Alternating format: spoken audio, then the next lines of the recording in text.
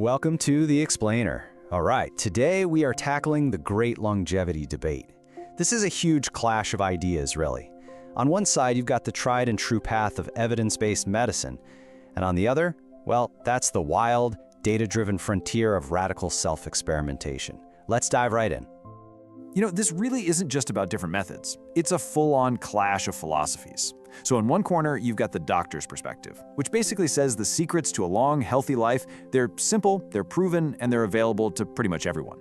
But then in the other corner, you have the biohacker. And for them, the human body is like the ultimate startup, something you can optimize, upgrade, and just push to its absolute limits, no matter what it costs.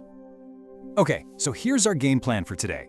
We're going to start with the debate itself. Then we'll dive into Dr. Attia's core principles and see how they stack up against Bryan Johnson's super radical blueprint. After that, we'll even check out the surprising science that's fueling all this. And finally, we'll get to the big question. What happens when trying to live forever becomes a business? So what really is the best path to a longer, healthier life? I mean, that's the big question, right?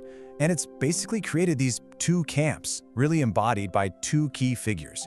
Physician Dr. Peter Attia on one side and tech entrepreneur Bryan Johnson on the other. And trust me, their philosophies could not be more different. All right, let's start with Dr. Attia.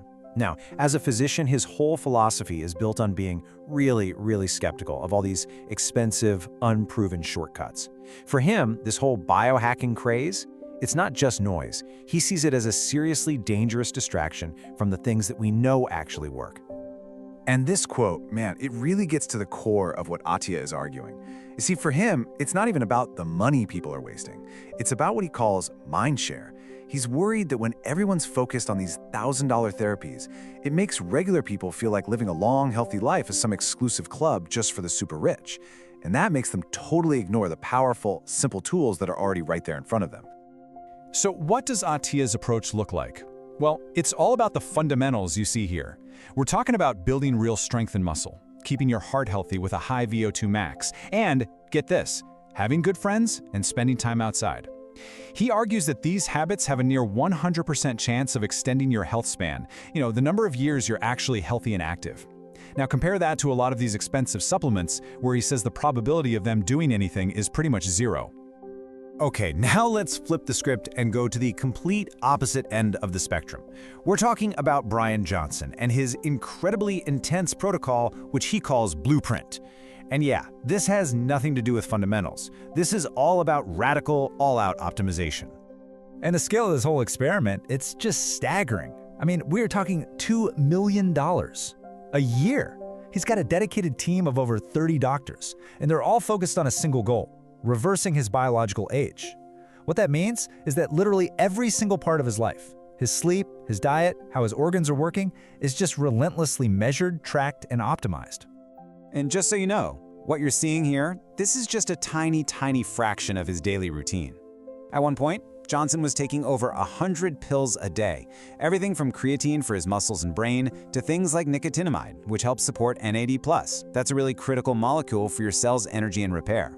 And the whole thing is constantly changing, all based on this non-stop flood of data from his body. But it's not just supplements. Oh no.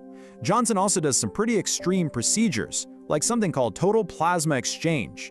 And yeah, it is exactly as wild as it sounds. They take all of his blood out, separate the plasma, replace it, and then put the blood back in. He actually calls it an oil change for your blood. Now, I know what you're thinking. This all sounds like something straight out of a sci-fi movie, right? And a lot of critics have called it a big spectacle. But here's the twist. A lot of these really radical treatments, they're actually inspired by legitimate, even if it's very early stage, scientific research. So that really brings us to the key question here, doesn't it? Are these experiments just headline-grabbing stunts, or is there actually some real science behind all this madness? Is Bryan Johnson a genuine pioneer, pushing the boundaries of what humans can do? Or is he just a guy with way too much money and not enough patience for the slow, careful scientific method? And this is a perfect example of that connection. So you might remember Johnson's big, highly publicized experiment where he exchanged plasma with his teenage son.